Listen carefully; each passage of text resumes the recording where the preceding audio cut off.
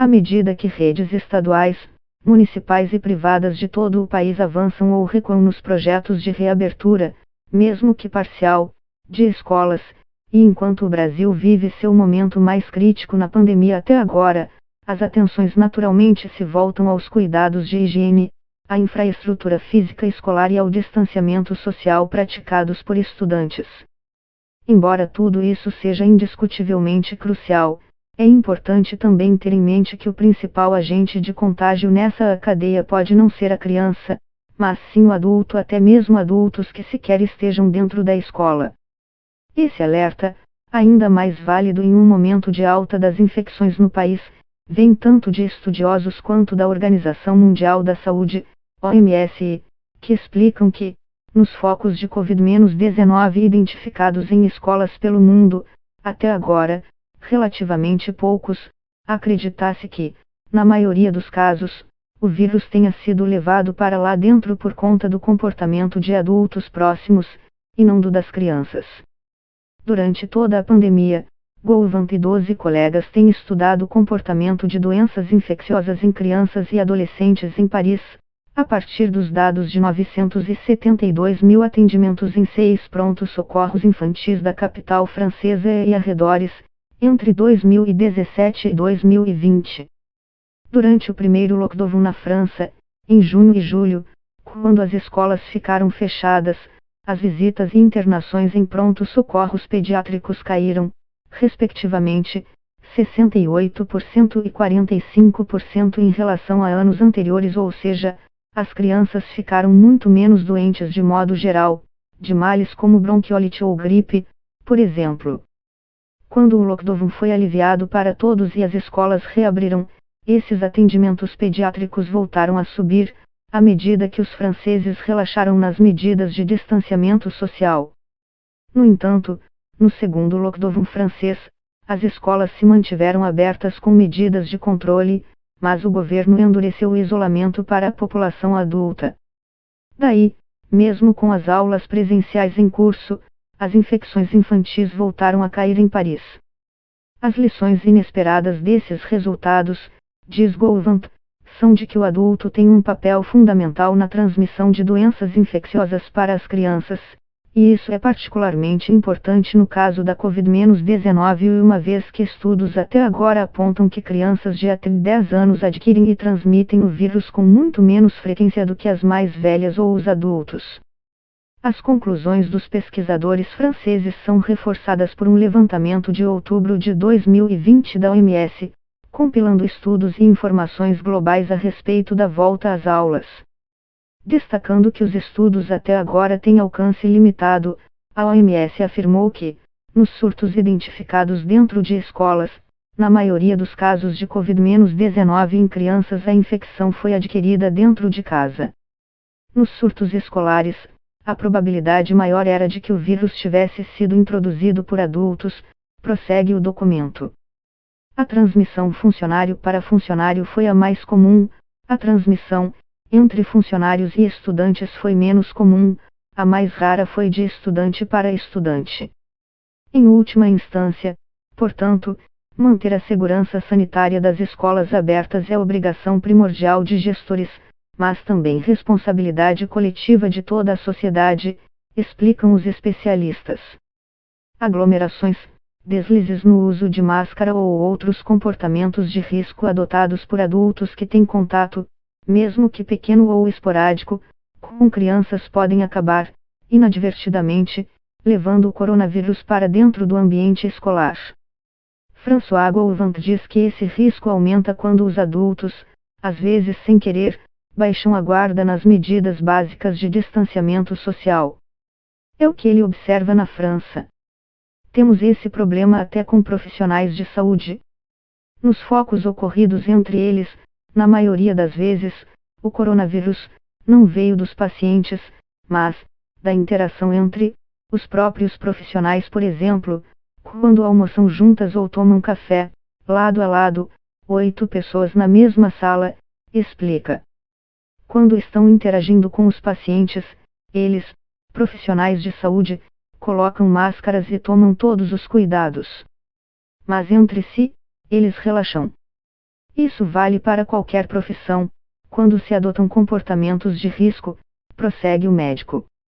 Quando a variante britânica do coronavírus, considerada a mais infecciosa, chegou à França, uma das infectadas era uma francesa que morava no Reino Unido e estava de férias em Marselha.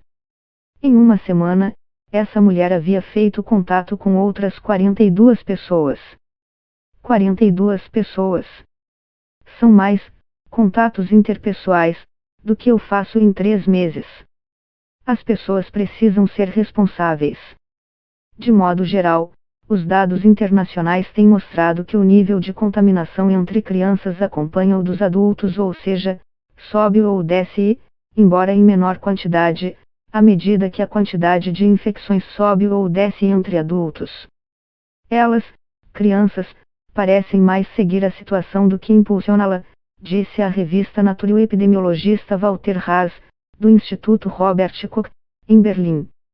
Desse modo, os estudos apontam que um ambiente escolar com condições sanitárias adequadas, boa ventilação, restrições ao número de pessoas e medidas de distanciamento social não ofereceriam um risco excessivo para professores e demais profissionais. Todos estamos em risco, mas acho que se você trabalha em um supermercado corre mais risco do que se trabalha em uma escola, defende o francês Gouvant. No entanto, muitos estudos só recomendam a volta às aulas presenciais quando a transmissão comunitária está sob controle na comunidade, o que não é o caso do Brasil no momento, que bateu na quinta-feira a marca de mais de 1,5 mil mortes por Covid-19 em 24 horas. Diante de UTIs lotadas, alguns estados e municípios decidiram adiar a reabertura de suas escolas. Além disso, muitos educadores brasileiros rejeitam comparações com outros países, afirmando que esses paralelos não levam em conta as desigualdades sociais daqui ou deficiências do poder público em sua obrigação de garantir as medidas sanitárias básicas nas escolas. O que traz preocupações adicionais, principalmente no momento em que os níveis de contágio continuam altos pelo país, com números exorbitantes de infecções e mortes. No caso da Covid-19, ainda é uma doença muito recente para termos muitas informações, e a volta às aulas tem sido muito heterogênea, entre os diferentes estados e municípios, diz. Mas a gente sabe há muito tempo que a volta às aulas do verão, mais do que a do inverno, costuma ocorrer depois de as crianças terem feito viagens e isso pode trazer consigo um mix de vírus e bactérias.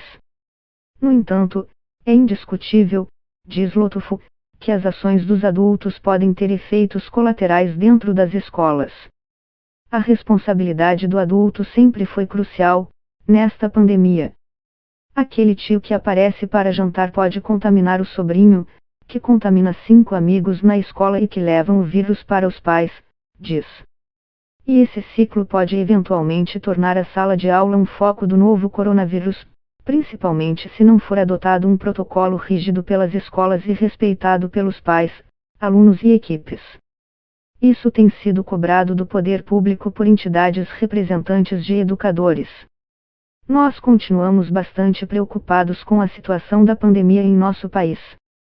Não observamos alteração da condição política nem segurança sanitária para fazer um retorno às aulas presenciais, disse o presidente da Confederação Nacional dos Trabalhadores em Educação, CNTE, Heleno Manuel Gomes Araújo Filho, em entrevista recente à Agência Brasil.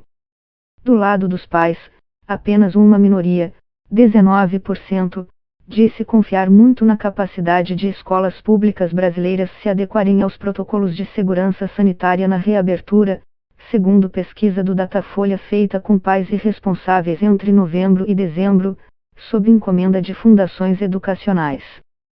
Ao mesmo tempo, ao menos 65% deles temiam os efeitos das escolas fechadas no desenvolvimento de seus filhos, após quase um ano sem aulas presenciais. No âmbito das escolas particulares, sindicatos de professores acusam alguns estabelecimentos de ensino de estarem autorizando mais alunos nas aulas presenciais do que o permitido pelas autoridades de saúde. Todo esse cenário pode ser agravado pelas novas variantes do coronavírus em circulação no Brasil e no mundo. Um ponto importante, diz François Gouvant, é que dados vindos do Reino Unido, onde as escolas foram temporariamente fechadas na tentativa de conter o avanço da variante britânica, parecem indicar que as crianças continuam sendo transmissoras menos eficientes do que os adultos. Crianças com a variante britânica são mais contagiosas, mas muito menos do que adultos, diz o especialista francês. No Reino Unido, o número de crianças infectadas aumentou, apesar de a escola estar fechada. O que, de novo, mostra que as crianças a maior parte do tempo são infectadas por adultos. No entanto, à medida que mais adultos são vacinados contra o novo coronavírus no mundo, uma preocupação crescente é de que novas variantes se desenvolvam justamente entre crianças, um público que por enquanto não tem previsão de ser vacinado, uma vez que não há testes concluídos sobre a segurança e a eficácia da vacina nele. É o que tem acontecido em Israel, onde a maioria da população adulta já foi vacinada contra a Covid-19. As crianças representam uma proporção maior das infecções do que no início da pandemia, possivelmente por causa das novas variantes e pelo fato de que uma proporção significativa dos adultos já foi vacinada, aponta a reportagem de 18 de fevereiro do jornal Times of Israel. 3 dias depois, o Ministério da Educação israelense anunciou que estava colocando 27,6 mil crianças do país em quarentena. Isso, contaminação entre jovens, é algo que não tínhamos visto nas ondas prévias do coronavírus, afirmou o ministro da Saúde, Yuli Edelstein, ao Jerusalem Post. E, se a contaminação cresce na população infantil, um possível desdobramento preocupante é que haja mais casos de síndrome inflamatória multissistêmica pediátrica, SIMP, uma rara, mas perigosa doença que acomete uma pequena parcela das crianças e adolescentes que entram em contato com o SARS-CoV-2.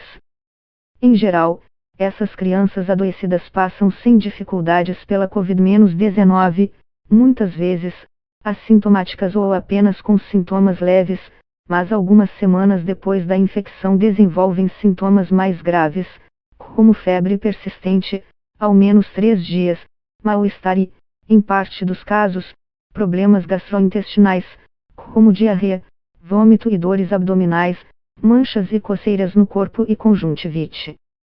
No caso desses sintomas, é preciso procurar urgentemente o atendimento médico, uma vez que a síndrome pode atacar múltiplos órgãos simultaneamente, causando problemas cardíacos, renais, respiratórios, gástricos, entre outros, informam o CDC, Centros Americanos de Controle de Doenças.